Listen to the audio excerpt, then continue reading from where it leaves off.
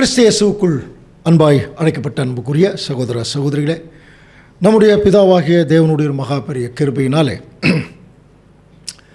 தேவன் நம்முடைய வாழ்நாளிலே ஒரு நாளை கூட்டி கொடுத்து அதில் விசேஷமாக ஒவ்வொரு வாரமும் அப்போஸ்தலனாகிய பவுல் பிலிப்பியருக்கு எழுதின நிருபத்தினுடைய ஒரு சில புக் ஸ்டடி இல்லையா, அந்த வசனங்களுடைய அர்த்தங்களை குறித்து நம்ம தொடர்ந்து தியானிச்சுட்டு வர்றதுனால நம்ம தொடர்ந்து அதில் கவனமாக இருப்போம். இப்போ கடந்த வாரத்தில் நம்ம பிலிப்பு பட்டணம் அந்த இன்ட்ரோடக்ஷன் பார்த்துட்டோம். அதில் அதிகமாக பிலிப்பு பட்டணத்து ஜனங்கள் அப்போஸ்தலனாகிய பவுலுக்கு மிகவும் ஊழியத்தில் துணையாக இருந்தது நமக்கு தெரியும்.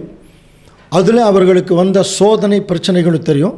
அதை மேற்கொள்கிறதுக்கு அந்த பிலிப்பு பட்டணத்து சபை மக்களுக்கு என்ன கவுன்சிலிங்கிறத தான் நம்ம கடந்த வாரத்தில் பார்த்தோம். கிறிஸ்துவுக்குள் யாதொரு ஆறுதலும் யாதொரு தேர்தலும் இல்லைங்களா, அந்த வசனம் ரொம்ப அழகாக அப்படி வந்துட்டுருக்கும். அன்பினாலே யாதொரு ஐக்கியமும் அங்கே உருக்கமான பட்சமும் இரக்கங்களும் உண்டானால் நீங்கள் ஒருவருக்கொருவர் ஏக சிந்தை உள்ளவர்களாக இருந்து கிறிஸ்துவுடைய சிந்தையை தரித்து கொள்ளுங்கள் அப்படிங்கிற அந்த வருத்தத்தில் அங்கே சொல்லிகிட்டே வருவார். ஸோ இந்த வாரம் அதனுடைய கண்டினியூஷன் தான். அதில் ரொம்ப முக்கியமான விஷயங்கள் என்னென்னு பார்க்கும்போது, அந்த விசேஷமாக பிலிப்பு பட்டணத்து ஜனங்கள் இந்த ஊழியத்தை செய்யும்போது ஏற்படக்கூடிய அந்த பிரச்சனைகளை அதில் ஒரு கவுன்சிலிங் கொடுத்ததோட மட்டும் இல்லாமல் அவர்களுக்கு ஒரு எச்சரிப்பையும் கொடுக்கறதுக்கு அப்போஸ்தலனாகிய பவுல் அங்கே விரும்புகிறார். அதனுடைய கண்டினியூஷன் தான் இப்போ பிலிப்பியர் 2ஆம் அதிகாரம் 11ஆம் வசனம் வாசிக்கலாம். பிதாவாகிய தேவனுக்கு மகிமையாக இயேசு கிறிஸ்து கர்த்தர் என்று நாவுகள் யாவும் அறிக்கை பண்ணும்படிக்கு எல்லா நாமத்திற்கும் மேலான நாமத்தை அவருக்கு தந்தருளினார். நம்ம ஏற்கனவே இந்த கடந்த வாரத்தில் ஆண்டவர் இயேசு கிறிஸ்துடைய அந்த என்ன பார்த்தோம், ஒரு தியாகத்தினுடைய உச்சம் பார்த்தோம் இல்லையா. அவர் பிதாவுக்கு சமமாக இருப்பதை கொள்ளையாடின பொருளாக எண்ணாமல் தம்மை தாமே வெறுமையாக்கி, எப்படி சொன்னார், அதாவது சிலுவையின் மரண பரியந்தம் தன்னை தாழ்த்தினார். அதனால் தேவன் ஆண்டவர் இயேசு கிறிஸ்துவை எல்லா நாமத்திற்கும் மேலான நாமத்தை அவர் கொடுத்துட்டாருன்னு சொல்லி படிக்கிறோம். ஸோ அப்படிப்பட்ட ஒரு நாமத்தை உடைய கிறிஸ்துவும் தேவனும் அழைத்த அழைப்பை பற்றி அவர் சொல்லும்போது 12ஆம் வசனத்தில், ஆதலால் எனக்கு பிரியமானவர்களே, நீங்கள் எப்பொழுதும் கீழ்ப்படிந்திருக்கிறபடியே நான் உங்களுக்கு சமீபமாக இருக்கிற போதும் பொழுது மாத்திரமல்ல, நான் தூரமாக இருக்கிற போதும் இப்பொழுதும். இப்போ என்ன, இப்போ தூரமாக இருக்காருன்னா எங்கே இருக்கார்? இப்போ ரோமன் ஜெயிலில் இருக்கார், புரியுதுங்களா? ஜெயில் இருந்துட்டு தான் இப்போ பிலிப்பு பட்டணத்து ஜனங்களுக்கு அந்த நிருபம் எழுதுகிறார். அப்போ நான் தூரமாக இருக்கிற போதும் அதிக பயத்தோடும் நடுக்கத்தோடும் உங்கள் ரட்சிப்பு நிறைவேற பிரயாசப்படுங்கள். இங்கிலீஷில் ரொம்ப அருமையான வார்த்தை, ஒர்க் அவுட் யுவர் சால்வேஷன். தேவன் உங்களுக்கு கொடுத்துருக்கிற மகா பெரிய ரட்சிப்பை உங்கள் வாழ்க்கையில் நிறைவேற்றுறதுக்கு நீங்கள் இப்போ பயத்தோடும் பக்தியோடும் நடுக்கத்தோடும் இந்த வேலை செய்யுங்க. கவனிக்கிறீங்களா? அப்போது நான் பக்கத்தில் இருக்கிற போது மட்டும் நீங்கள் அலர்ட்டாக இருக்கக்கூடாது. இப்போ நான் ரொம்ப தூரத்தில் இருக்கேன், ஜெயிலில் இருக்கேன், இப்போ நான் தூரமாக இருக்கும்போதும் நீங்கள் எப்படி இருக்கணும்? இதே மாதிரி உங்கள் ரட்சிப்பு நிறைவேற பிரயாசப்படுங்கள். அந்த சமீபம் அப்படிங்கிற வார்த்தை இருக்கு இல்லையா, அது நம்ம ஏற்கனவே ஆண்டவர் இயேசு கிறிஸ்துடைய 2ஆம் வருகை சப்ஜெக்டில் படிச்சிருக்கிறோம். ப்ரெசன்ஸ், பெருஷியானா நான் பக்கத்தில் இருக்கும்போதும். இயேசு கிறிஸ்துவிட்ட கேட்டாங்க இல்லையா, உங்களுடைய வருகைக்கும் இந்த உலகத்தின் முடிவுக்கும் சம்பந்தம் என்ன, நீங்கள் வந்துட்டீங்கிறதுக்கு என்ன அடையாளம் கேட்டாங்க இல்லையா, அதான் அந்த பெருஷியா. அதே வார்த்தையை தான் இங்கேயும் பயன்படுத்தியிருக்காங்க. பவுல் என்ன சொல்கிறார், நான் உங்கள் பக்கத்தில் இருக்கிற போதும் நீங்கள் எப்படி இருந்தீங்களோ அந்த மாதிரி நான் தூரத்தில் இருக்கிற போதும் நீங்கள் என்ன பண்ணுங்கள், ஒர்க் அவுட் யுவர் சால்வேஷன். ஏன்னா இந்த உலகத்தில் கோடான கோடி ஜனங்கள் மத்தியிலிருந்து ஒரு சிலருக்கு தான் இந்த அழைப்பை கொடுக்குறேன், கிறிஸ்துவாக மாறுவதற்குரிய அழைப்பு. பேதுரு இதை நன்கு உணர்ந்தவராகத்தான் 2 பேதுரு 1ஆம் அதிகாரம் 10ஆம் வசனத்தில், ஆகையால் சகோதரரே உங்கள் அழைப்பையும் தெரிந்து கொள்வதையும் உறுதியாயிருக்கும்படி ஜாக்கிரதையாக இருங்கள். ஸோ இவைகளை செய்தால் நீங்கள் ஒரு காலம் இடறி விடுவதில்லை. அப்போது இந்த அழைப்பு எவ்வளோ பெரிய ஒரு மேன்மையான அழைப்புங்கிறத பவுல் எபிரேயருக்கு எழுதும்போது ரொம்ப கிளியராக சொல்கிறார். கவனிங்க, அடையாளங்களினாலும் அற்புதங்களினாலும் பலவிதமான பலத்த செய்கைகளினாலும் தேவன் எவ்வளோ பெரிய வேலை செஞ்சுருக்காரு. ரிஸ்க்கு தம்முடைய சித்தத்தின்படி பகிர்ந்து கொடுத்த பரிசுத்தாவியின் வரங்களினாலும் தேவன் தாமே சாட்சி கொடுத்ததுமாக இருக்கிற தேவன் தாமே சாட்சி யார் மூலமாக தான் கொடுத்தாருன்னா தன்னுடைய குமாரனாகிய ஆண்டவர் இயேசு கிறிஸ்து மூலமாக ஒரு மகா பெரிய ரட்சிப்பின் திட்டத்தை அவர் கொடுத்துருக்கார். சாட்சி கொடுத்ததுமாகிய இவ்வளவு பெரிதான ரட்சிப்பை குறித்து நாம் கவலையற்றிருப்போமானால் தண்டனைக்கு எப்படி தப்பித்து கொள்வோம் அப்படின்னு நமக்கு நல்லா தெரியும் இல்லையா. தேவனுடைய திட்டத்தில் 2 ரட்சிப்பு இருக்குது. ஒன்று பெரிதான ரட்சிப்பு, இன்னொன்று பொதுவான ரட்சிப்பு. பெரிதான ரட்சிப்புக்கு போகிறவங்கெல்லாம் பரலோக ராஜ்யத்துக்கு பாத்தியப்பட்டவர்கள். கிறிஸ்து உடனே அரசாட்சிக்கு போகிறவங்க, பொதுவான ரட்சிப்பு இருக்கிறவங்க உலக ஜனங்கள். நமக்கு தெரியும் இல்லையா? அப்போ உலக ஜனங்கள் மத்தியிலிருந்து ஒரு பெரிதான ரட்சிப்புக்கு கூப்பிட்டு அதை நம்ம புரிந்து கொள்வதற்காகவே தேவன் பலவிதமான அடையாளங்கள், அற்புதங்கள், பலத்த செய்கைகளை செய்து காமிச்சிருக்கார். வேறு மாதிரி சொல்லுமா, பழைய ஏற்பாட்டு காலத்தில் இஸ்ரேல் ஜனங்களை ஆச்சரியமாக வழி நடத்தினார் இல்லையா? எகிப்திலிருந்து கானான் தேசத்துக்கு அவங்களுக்கு என்னென்னவெல்லாம் செய்து கொடுத்தார். அது இந்த உலகத்தில் அப்நார்மலான ஒரு வழி நடத்தல். அது அப்படியே புதிய ஏற்பாட்டின் காலத்தில் நமக்கு எப்படி அது ஒரு நிழல். அன்றைக்கு அந்த மாம்ச இஸ்ரேல் ஜனங்கள் எகிப்திலிருந்து கானான் தேசத்துக்கு போன மாதிரி அன்றைக்கி மோசே அவங்களுக்கு மத்தியஸ்தர் கூட்டிகிட்டு போனார். ஆனால் மோசே சொல்கிறது கேட்கல. அப்போ இப்போ புதிய ஏற்பாட்டின் காலத்தில் எகிப்து விக்கிரக தேசம் இந்த உலகம். இதை விட்டு ஒரு சில ஆவிக்குரிய இஸ்ரேல் ஜனங்களை பரம கானான் பரலோகத்துக்கு வழி நடத்துகிறார். இங்கே ஒரு மோசே இருக்கார், ஆண்டவர் இயேசு கிறிஸ்து. இங்கேயும் அவர் சொல்கிறது கேட்கலனா அதை தான் சொல்கிறார். எவ்வளோ பெரிய ரட்சிப்பு, எவ்வளோ பெரிய அடையாளங்கள், அற்புதங்களை நான் செய்து காமிச்சிருக்கேன். நீங்கள் புரிஞ்சுக்கணுங்கிறதுக்காகவே தான். அதனால் இதை குறித்து நீங்கள் கவலையிட்டு இருந்தீங்கன்னா அவ்வளோதான், அழைப்பு நம்மளை விட்டு போயிடும். இதை ரொம்ப ஜாக்கிரதையாக சொல்கிறார். அதனால் உங்கள் ரட்சிப்பு நிறைவேற பிரயாசப்படுங்கள். எப்படி? பயத்தோடும் நடுக்கத்தோடும். தேவன் நமக்கு இவ்வளோ பெரிய சத்தியத்தை கொடுத்ததே அவர் செய்த புண்ணியம். அப்போ நம்ம என்ன செய்யணும்? மிகுந்த நடுக்கத்தோடும் பயத்தோடும் அவருடைய வேலையில் நடக்க வேணுங்கிறது தான். ஸோ ஆனால் சில நேரங்களில் நம்ம சத்தியத்தில் நடக்கும்போது நிறைய சோர்வுகள் வருது இல்லையா? நிறைய சோர்வுகள் வரும். ஆசைகளின் நிமித்தம் நிறைய ஏமாற்றங்கள் வரும். எதிர்பார்ப்புகளின் நிமித்தம் நிறைய கோபங்கள் கூட வரும். இந்த மாதிரி நிறைய இருக்குது.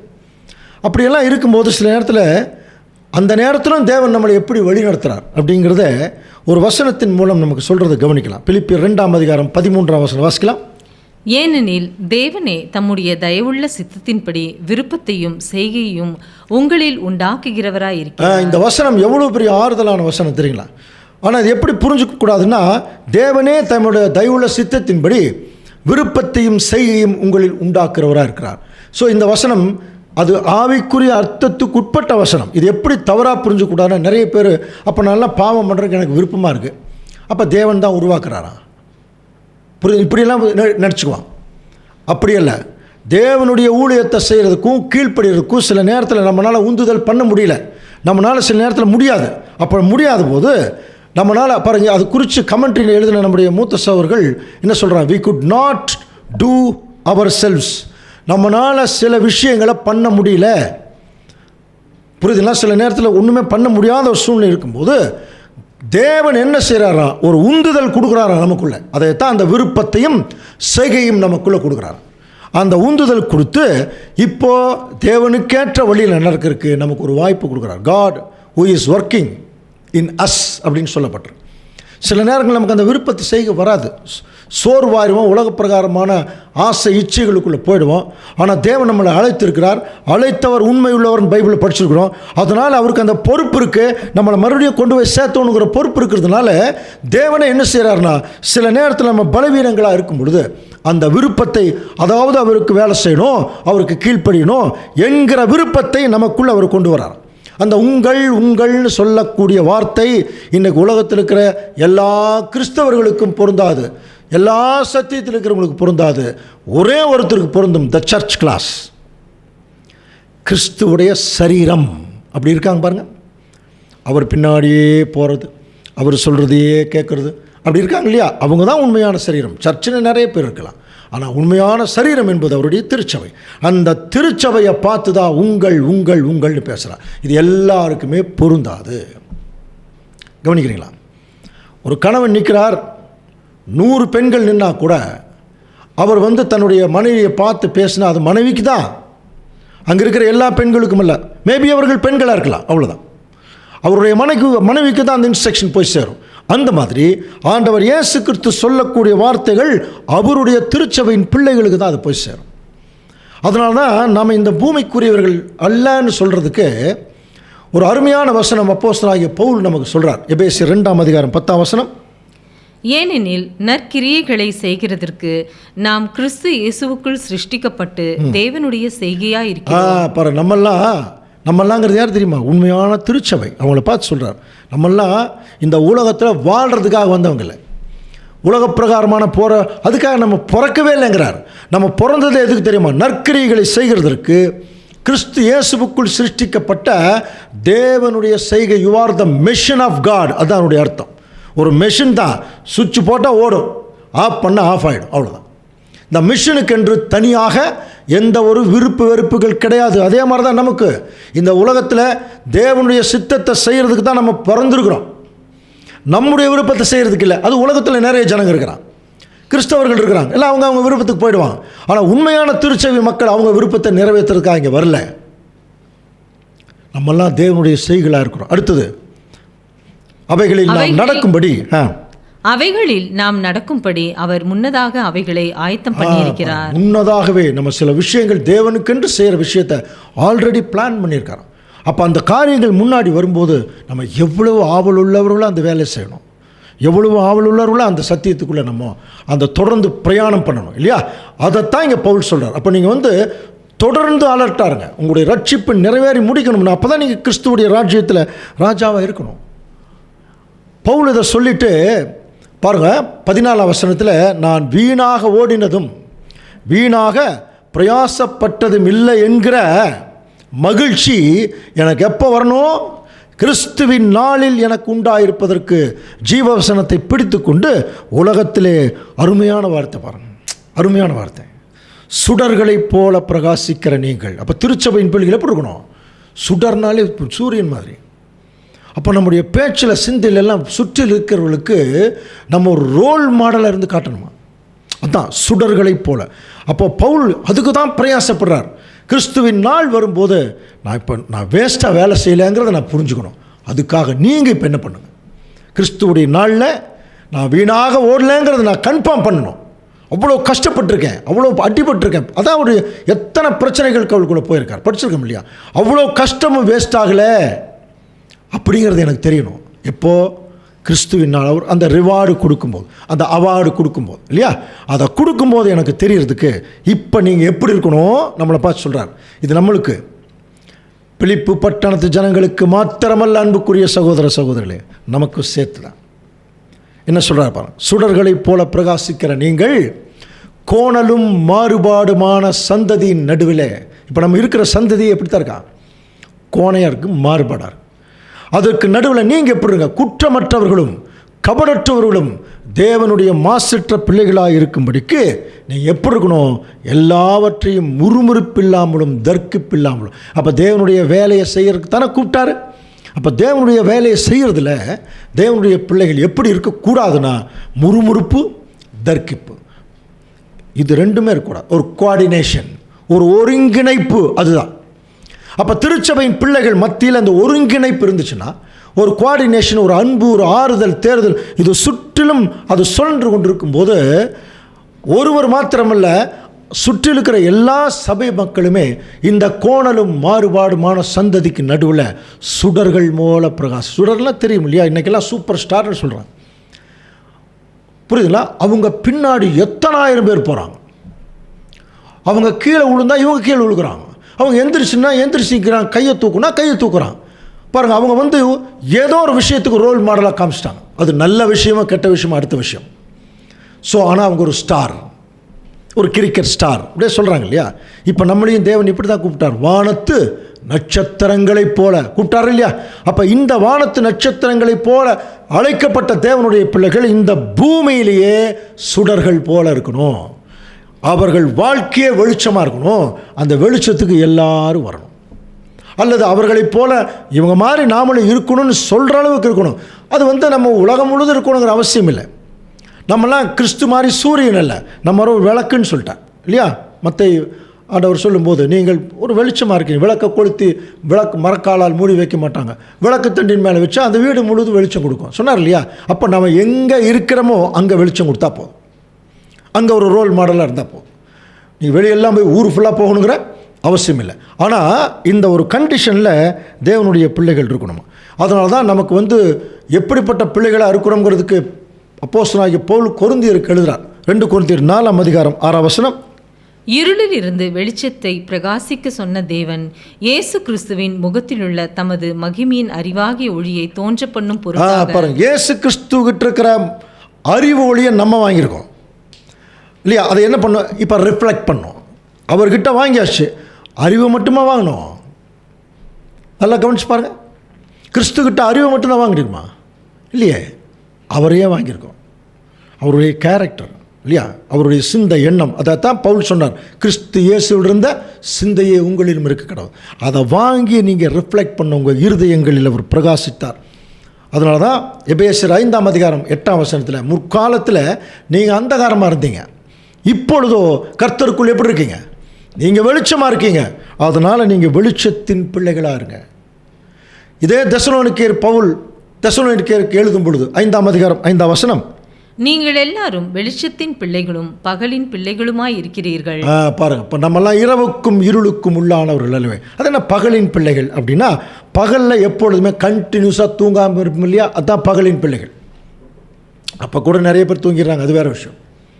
ஆனால் பகலின் பிள்ளைகள்ங்கிறது தொடர்ந்து அலர்ட்டாக, தொடர்ந்து விழிப்புள்ளவர்களா, நம்ம எந்த விதத்திலும் சோர்ந்து போய்விடாதபடி, விழுந்து போய்விடாதபடி தேவனுக்கென்று தங்களுடைய ஊழியத்தை செய்கிறதுல மிகுந்த கவனம், மிகுந்த பயபக்தி, நடுக்கத்தோடு இந்த வேலையை யார் செய்கிறாங்களோ அவர்கள் தான் இந்த பூமியில் சுடர்களைப் போல பிரகாசிக்கிறதுக்குரிய வாய்ப்பு.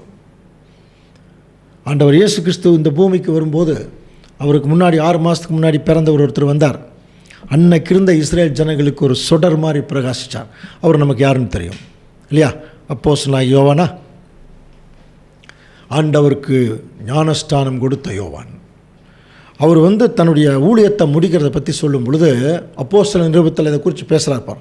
யோவான் தன் பணிவிடை ஓட்டத்தை நிறைவேற்றும் போது, பாருங்க, அப்போஸ்தலர் 13ஆம் அதிகாரம் 25ஆம் வசனம், அவர் எப்படி தன்னை தாழ்த்துறார் பார். யோவான் தன்னுடைய பணிவிடை ஓட்டத்தை, அப்போ அவருடைய ஓட்டத்தை அவர் முடிக்க போகிறார். யோவான் ஸ்நானகன் அவர் சொல்கிறார், நீங்கள் என்னை யார் என்று நினைக்கிறீர்கள்?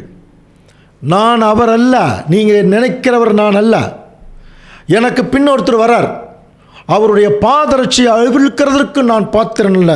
இதுதான் அவருடைய பணிவிடை ஓட்டத்தை முடிக்கும்போது அவர் காட்டின ஒரு தாழ்மை. அன்புக்குரிய சகோதர சகோதரி, யோவான் ஸ்நானம் எவ்வளோ அழகாக அந்த இடத்துல முடிச்சிருக்காருன்னு நம்ம படிக்கிறோம்.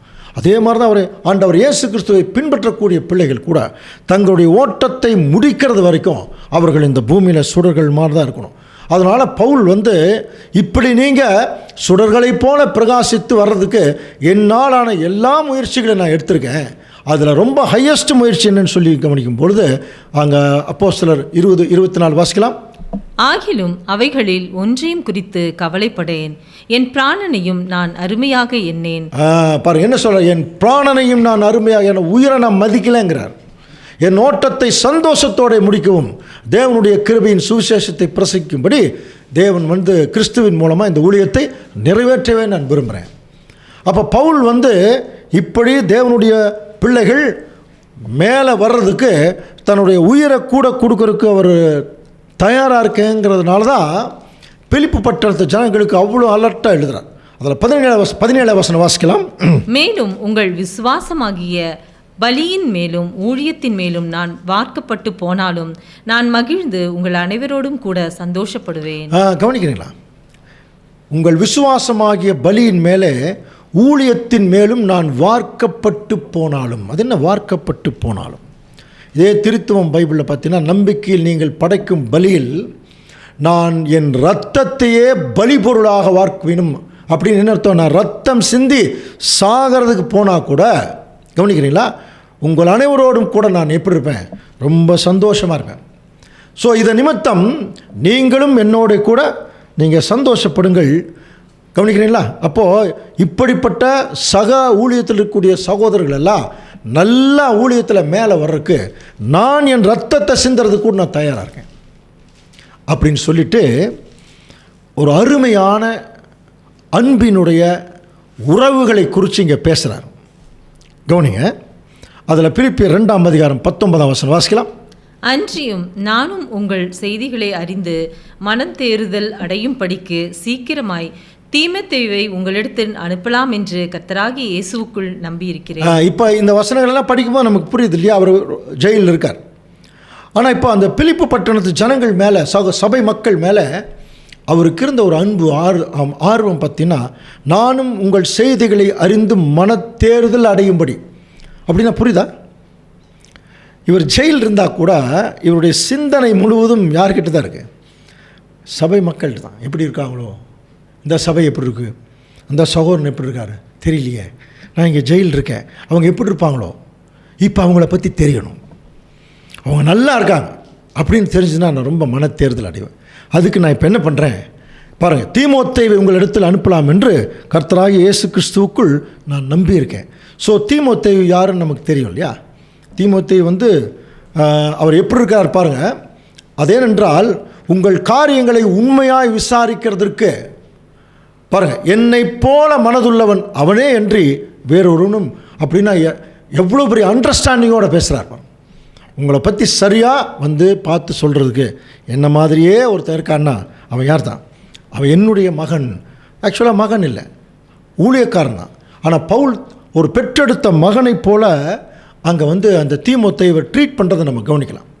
ஏற்கனவே அவர் அவங்களுடைய தகப்பன் கிரேக்கன் யூத ஸ்திரீனெல்லாம் படிச்சிருக்கிறோம் இல்லையா? அவர் விருத்த சேதனம், இந்த ஜனங்கள் நிமித்தமாக விருத்த சேதனம் பண்ணி தான் தீமோத்தேயு அந்த ஊழியத்துக்கு கூப்பிட்டார். அப்போது தீமோத்தேயு ரொம்ப சின்சியராக அப்போஸ்தலனாகிய பவுலுக்கு கீழே இருந்து அவர் சொன்ன வேலைகளை எல்லாம் கரெக்டாக சபை மக்கள் மத்தியில் செய்து ஒரு மிகச்சிறந்த ஸ்தானாதிபதியாக இருந்திருக்கார். அதனால தான் சொல்கிறார் என்னை போலவே. அப்போது தேவனுடைய ஊழியக்காரர் ஒருத்தர் ஊழியம் பண்ணுறாருன்னு வச்சுங்களேன், அவரோட சேர்ந்து ஊழியம் பண்ணுறவங்க எப்படி இருக்கணும்? ஒரே சிந்தையாக இருக்கணும், ஒரே மனது. அப்படி இருந்தால் தான் அந்த ஊழியத்தில் நல்ல ஒரு பலன் கிடைக்கும். ஸோ சமீப காலங்களில் நிறைய பேர் எப்படி தெரியுங்களா, வர்றாங்க, நல்ல சத்தியம் தெரிஞ்சுட்டு உடனே பிரிஞ்சு போயிடுறது, உடனே ஏதோ தப்பு சொல்லிட்டு போயிடுறது. இப்படியே தான் போயிட்டுருக்காங்க. ஜனங்கள் வேணால் நிறைய பேர் வரலாம், ஆனால் தேவனுடைய எதிர்பார்த்த உண்மையான ஊழியம் அங்கே இருக்காது. ஏன் தெரியுமா? சுடர்களை போல தான் பிரகாசிக்கணும். ஜனங்கள் நிறைய பேர் வர்றங்கிறது பெரிய விஷயம் இல்லை. அது தேவன் நினச்சா எத்தனை பேர் வேணாலும் கூப்பிட்டு வரோம் சபைக்கு, அது முக்கியம் இல்லை. இருக்கிற 5 பேருக்கு நம்ம எந்த அளவுக்கு ரோல் மாடலாக இருக்கும், அது ரொம்ப முக்கியம்.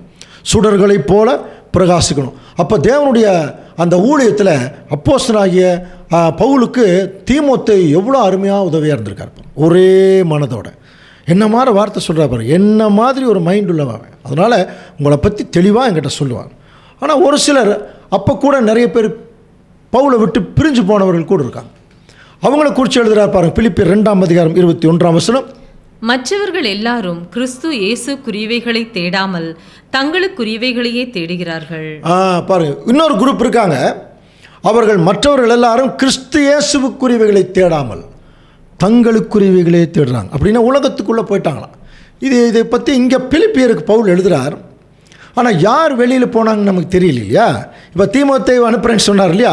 இப்போ தீமோத்தேயுவுக்கு நிருபம் அனுப்பும்போது அது யாருன்னு சொல்கிறார் பாருங்கள். 2 தீமோத்தேயு 4:10. ஏனென்றால் தேமா இப்பிரபஞ்சத்தின் மேல் ஆசை வைத்து என்னை விட்டு பிரிந்து தெசலோனிக்கா பட்டணத்துக்கு போய்விட்டார். பாருங்க, அப்போஸ்தலனாகிய பவுல் கூட இருந்தவங்களே போயிட்டாங்க பாருங்க. தேமா பேர் சொல்லியே சொல்கிறார், இப்பிரபஞ்சத்தின் மேல் ஆசை வச்சு அவன் போயிட்டான், தெசலோனிக்கா பட்டணத்துக்கு போயிட்டான். அப்போ தேவனுடைய இன்றைக்கு அது நடக்குதுங்க. வருவாங்க, நிறைய பேர் வருவாங்க, அப்புறம் உலக பிரகாரமான ஆசை வச்சுட்டு அவங்க உலகத்துக்குள்ளேயே போயிடுவாங்க. அப்போஸ்தலனாகிய பவுலுக்கே இந்த நிலைமைன்னா, அப்படின்னா அப்போஸ்தலனாகிய பவுல் செஞ்சால் அவரை விட்டு போயிட்டாங்க அப்படின்னா அப்போ பவுல் தப்பான ஒரு அர்த்தமா? அப்படின்லாம் இல்லை. அவருடைய வேலையை கரெக்டாக செஞ்சுருக்கார். அவங்க உலக பிரகாரமாக போனதுக்கு யாரும் பொறுப்பில்லை. யூதாஸ் காரியத்தை ஆண்டவர் கூட இருந்துட்டு வெளியே போனவர் தானே இல்லையா? அப்போ நமக்கு நல்லா என்ன புரிஞ்சுக்க வேணும், சபையில் இப்படி இருப்பாங்களாம் ஒரு சிலர்.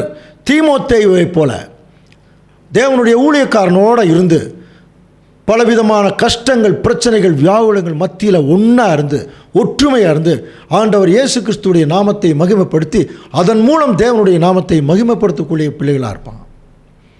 ஒரு சிலர் தேமாவை போல புரிதுனா உலக பிரகாரம் ஆசை வச்சுட்டு போயிடுவாங்க. இப்போ கேட்குறார், நீங்கள் தீமோத்தேயுவா தேமாவா? இதுதான் கேள்வி நமக்கு. பவுல் தீமோத்தேயுக்கு அருமையான ஒரு சர்டிஃபிகேட் வேறு அங்கே கொடுத்துட்டார். அது மாத்திரமல்ல, பின்னாடி சொல்கிறார், அவங்க தேமா போயிட்டார், போனால் பரவாயில்ல. கவனிங்க, அப்போ அவர் கூட யாருமே இல்லையா? இருந்தாங்க பாருங்கள். லூக்கா மாத்திரம் என்னோடு இருக்கிறான், மார்க்கு உன்னோட கூட்டிகிட்டு வா, ஊழியத்தில் அவனுக்கு ரொம்ப பிரயோஜனமாக இருப்பான் அப்படின்னு சொல்லிட்டு பின்னாடி அந்த தீமோத்தேயுவை குறித்து எழுதும்போது, தகப்பனுக்கு பிள்ளை ஊழியத்தை செய்வது போல அவன் என்னுடனே கூட சுவிசேஷத்து நிமித்தம் ஊழியம் செய்தான் என்று அவனுடைய உத்தம குணத்தை நீ அறிந்திருக்கிறீர்கள். என்ன அருமையான ஒரு சர்டிஃபிகேட் கொடுக்குறாங்க. ஒரு அப்பாவுக்கு பையன் ஊழியம் செய்கிற மாதிரி தீமோத்தேயு எனக்காக ஊழியம் செஞ்சுருக்கார். எனக்கு அதான் தேவனுக்கா. கவனிக்கிறீங்களா? அப்போ இந்த தீமோத்தேயுவை பற்றி இன்னொரு இன்ட்ரடக்ஷன் இருக்குது. அவர் என்ன வேலை செஞ்சார் அது வேணும் இல்லையா? ரோமர் 16ஆம் அதிகாரம் 21ஆம் வசனம். என் உடன் வேலையாளாகிய தீமோத்தேயுவும். கவனிக்கிறீங்களா எப்படி சொல்கிறார் பாருங்க. என்னோட சர்வெண்ட்னு சொல்ல, என்னுடன் வேலையாள், என்னோட வேலை. அப்போ நாங்கள்லாம் ஒரே வேலையை செஞ்சுட்ருக்குறோம். ஆக்சுவலாக இவர் ஒரு தகப்பன் ஸ்தானத்தில் இருக்கார், தீமோத்தேயு ஒரு மகன் ஸ்தானத்தில் இருக்கார். இப்போ தீமோத்தேயு அவர் எப்படி வைக்கிறார்? எனக்கு ஈக்குவலான ஊழியக்காரன், என்னோட உடன் வேலை. அப்படின்னா தன்னுடைய ஊழியக்காரனை, தன்னுடைய மகனை எப்படி உயர்த்துறார் பாருங்க. இதுதான் பவுலுடைய கேரக்டர். என் உடன் வேலையாளாகிய தீமோத்தேயும், என் இனத்தாராகிய லூகியும் யாசோனும் சோசிபாத்தரும் உங்களை வாழ்த்துகிறார்கள். என்ன இந்த ரோமர் 16ஆம் அதிகாரம் தெரியும் இல்லையா? அப்போஸ்தலனாகிய பவுல் தனக்கு தன்னுடைய ஊழியத்தில் பங்கு கொண்ட அத்தனை சகோதர சகோதரிகளையும் பேர் சொல்லி அந்த அதிகாரத்தில் ஒவ்வொருத்தரையும் வாழ்த்துவார். நம்மளாம் விசுவாசிக்கலாம். அவர்களெல்லாம் திருச்சபையினுடைய, ஏன்னா பைபிள்லேயே அவங்க பேர் வந்துருச்சு பாருங்க. ஒருவேளை நம்ம பேர் பைபிள் இருந்துன்னா நம்மளை எல்லாம் இங்கே இருப்போமா? நம்மளாம் வானத்திலே தான் இருப்போம்.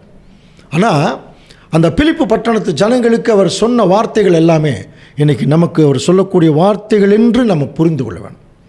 நமக்கு அதே அழைப்பு தான். அதனால தான் சொல்கிறார். அப்படி சொல்லும் பொழுது 23ஆம் வசனம் பாருங்கள். ஆகையால் என் காரியங்கள் இன்னபடி நடக்கும் என்று நான் அறிந்தவுடனே அவனை அனுப்பலாம் என்று நினைத்திருக்கிறேன். எனக்கு என்ன நடக்க போகுதுன்னு தெரிஞ்சதுனால தான் இப்போ நான் உங்களுக்கு அனுப்பலான்ட்டு இருக்கிறேன். அதை சொன்னவர் இன்னொரு ஆசையும் அவர் வெளிப்படுத்துகிறார். அன்றியும் நானே சீக்கிரத்தில் வருவேன் என்று கர்த்தருக்குள் நம்பிக்கையாக இருக்கிறேன். புரியுதுங்களா? அதாவது ரொம்ப நாள் ஆச்சு உங்களை எல்லாம் பார்த்து. நீங்கள் எல்லாம் என்னுடைய உடன் சகோதரர்கள். நான் ஜெயில் இருக்கேன். நீங்கள் எப்படி இருக்கிறீங்கன்னு உங்களுடைய காரியங்கள் எல்லாம் தெரிஞ்சுக்க எனக்கு ரொம்ப ஆவலாக இருக்குது. உங்களை பற்றி எனக்கு தெரியணும். அதனால் என்னுடைய உடன் வேலையால் அந்த தீமோத்தேயுவை நான் உங்களுக்கு அனுப்புகிறேன். அப்படி சொல்லிவிட்டு, இல்லை நானே வரேன் பாருங்கள். அந்த அவருடைய ஆவல் பாருங்கள். தீமோத்தேயு அனுப்புகிறேன், ஆனால் இப்போ நானே உங்களை வந்து பார்க்கலான்னு ரொம்ப ஆசையாக இருக்கேன். இது சகோதர சகோதரிகள் மேலே வைத்துள்ள அன்பை, இதுக்கெல்லாம் தாங்க இந்த நிருபங்கள் படிக்கணும் இல்லையா? நம்ம 1ஆம் உலகம், 2ஆம் உலகம், 3ஆம் உலகம், அதெல்லாம் ஒரு அடிப்படை சத்தியங்கள் என்றால் கூட அதையெல்லாம் தெரிந்து கொண்ட பிறகு ஒரு சபையில் திருச்சபையின் பிள்ளைகள் ஒருவருக்கொரு ஒரு அன்பில் எப்படி இருக்கணும்னு பாருங்கள். இன்னொரு கேரக்டர் இப்போ அவர் சொல்ல போகிறார். அந்த கேரக்டரை இப்போ பார்க்கலாம் பாருங்கள். பிலிப்பியர் 2ஆம் அதிகாரம் 25ஆம் வசனத்தில், மேலும் என் சகோதரனும் உடன் வேலையாளும் உடன் சேவகனும் உங்கள் ஸ்தானாதிபதியும், யுவர் எல்டர் சொல்கிறார். உங்கள் சபையில் அவர் ஒரு மூத்த நிலைமையில் இருக்கார். அவர் யார்?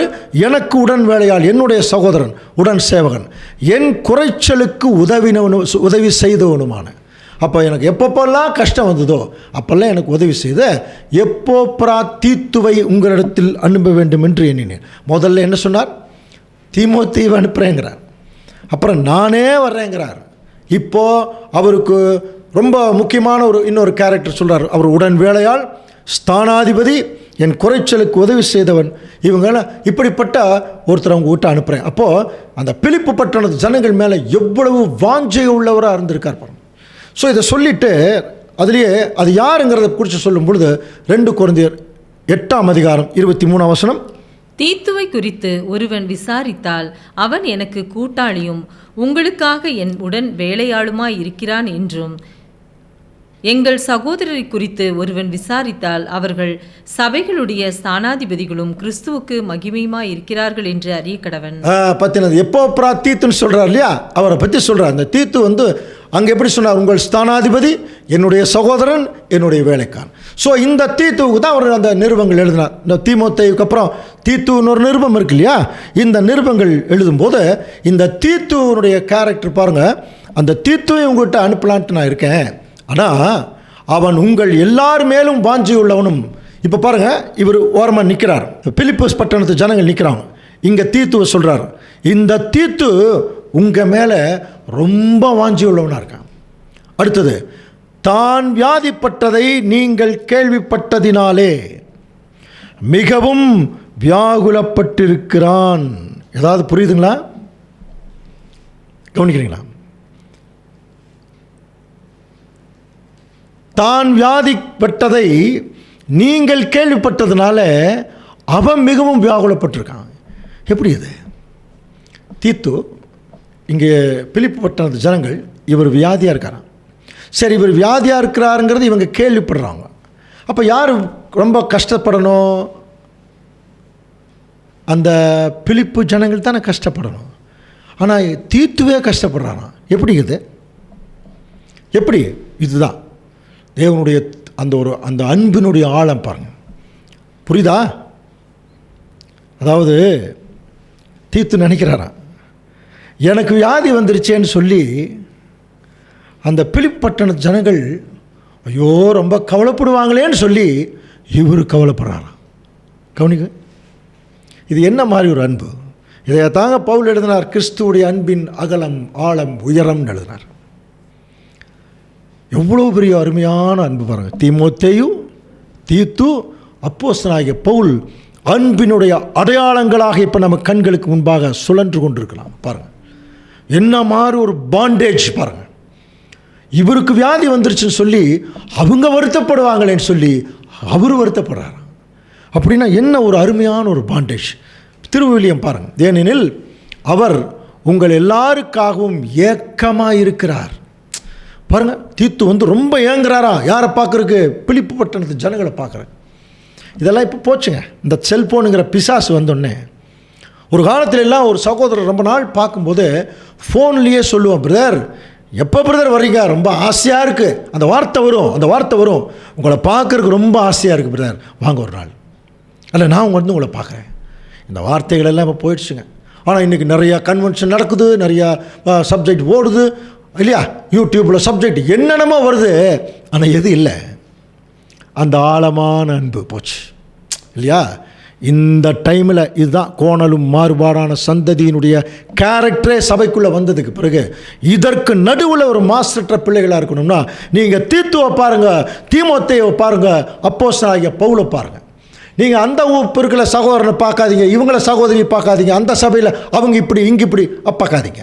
இங்கே பாருங்கள், பவுலும் தீமோத்தேயும் தீத்துவும் எப்படிப்பட்ட ஒரு கோஆர்டினேஷன் இருக்காங்க. இதுதாங்க சத்தியம். இதெல்லாம் படிக்கணும் அன்புக்குரிய சகோதர சகோதரி. அதுக்காக தான் இந்த புக் ஸ்டடி. ஆனால் நிறைய பேர் இதை பார்க்குறது இல்லைங்க. பெரிய ஒரு தீர்க்க தரிசனம், அது தலைப்பு ரொம்ப பெருசாக வந்தால் யூடியூப்பில் எல்லாருமே பார்ப்பாங்க. ஆனால் இப்படிப்பட்ட அருமையான விளக்கங்கள் எல்லாம் வரும் பொழுது நிறைய பேர் அதை கவனிக்கிறது இல்லை.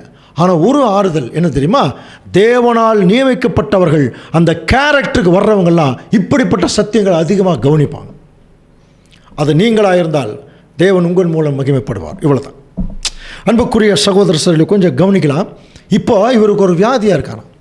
அவன் வியாதிப்பட்டு மரணத்திற்கு சமீபமாக இருந்தது மெய்தான். கொஞ்சம் கவனிங்க. அவன் மரணம் வரைக்கும் போயிட்ட ஒரு மலேரியான்னு ஒரு மிகப்பெரிய அந்த காலத்தில் அந்த அந்த ரூட் வேர்டெல்லாம் பார்த்துட்டு நம்முடைய மூத்த சகோதரர்கள் எழுதுகிறான். ஒரு பெரிய மலேரியா காய்ச்சல் மாதிரி ஒரு அப்போல்லாம் இந்த அளவுக்கெல்லாம் மெடிசன் இல்லையா? அதனால் அவர் சாவு பக்கத்தில் போயிட்டான். அவன் வியாதிப்பட்டு மரணத்திற்கு சமீபமாக இருந்தது மெய்தான். ஆகிலும் கவனிங்க, தேவன் அவனுக்கு இறங்கினார். ஸோ தேவன் இரக்கம் காட்டிட்டார். இது கூட பெருசு இல்லை, அதுக்கு அடுத்த வசனம் தான். அவனுக்கு இறங்கினது மட்டுமல்லாமல் துக்கத்தின் மேல் துக்கம் எனக்கு உண்டாகாதபடிக்கு எனக்கும் இறங்கினார். புரியுதுங்களா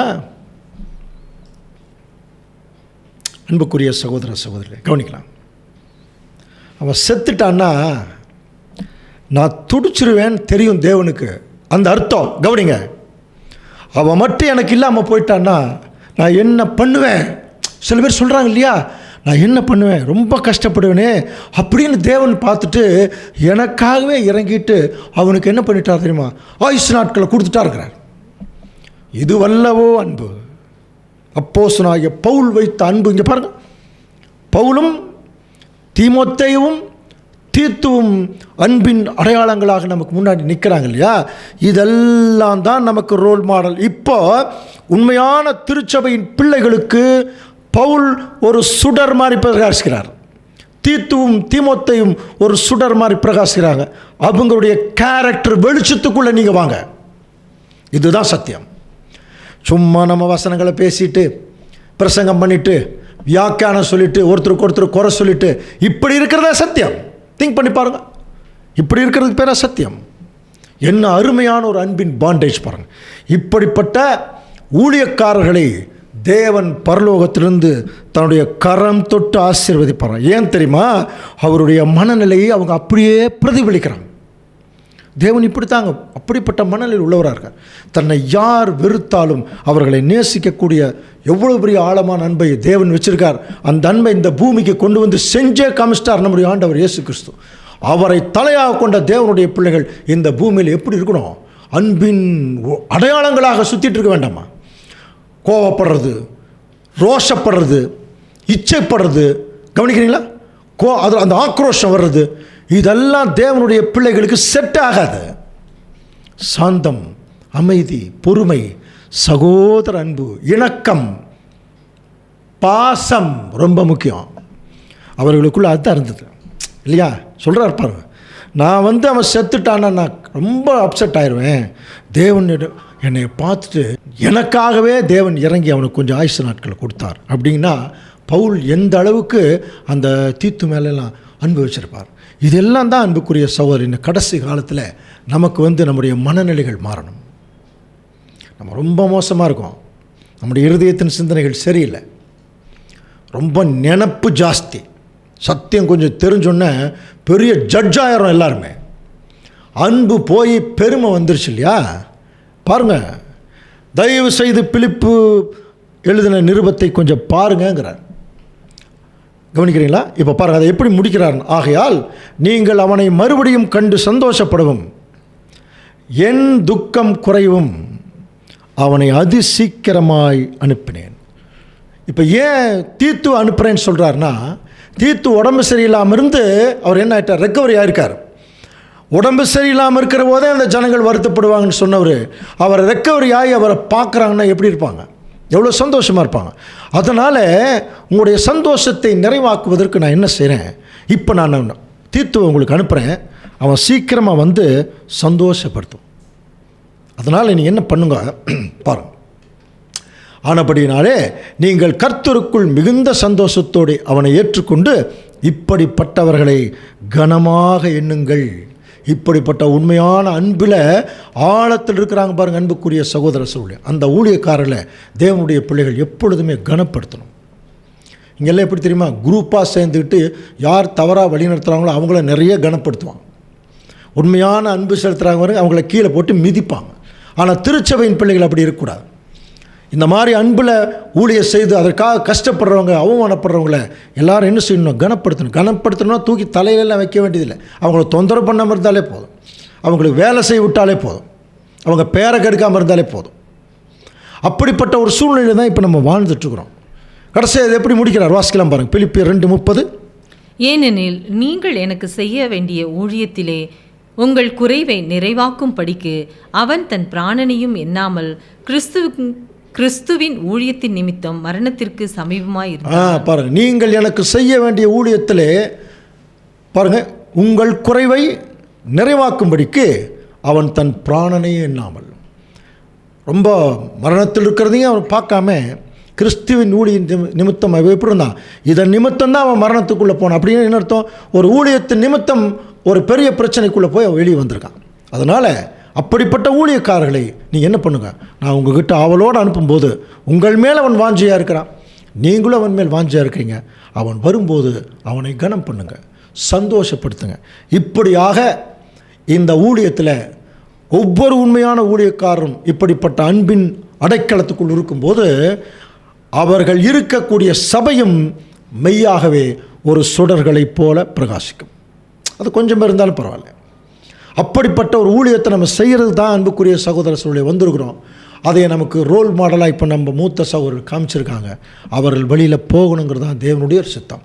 ஸோ இனி அடுத்த அதிகாரம் 3ஆவது அதிகாரத்தில் இதற்கு நம்ம என்னென்னவெல்லாம் செய்ய வேணும் அப்படிங்கிறத தொடர்ந்து அந்த அதிகாரத்தில் சொல்லி வரார். அதை அடுத்த வாரம் தொடர்ந்து சிந்திக்கலாம்.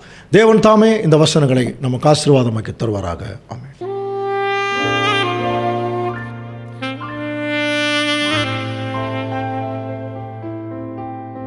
ஆமென்.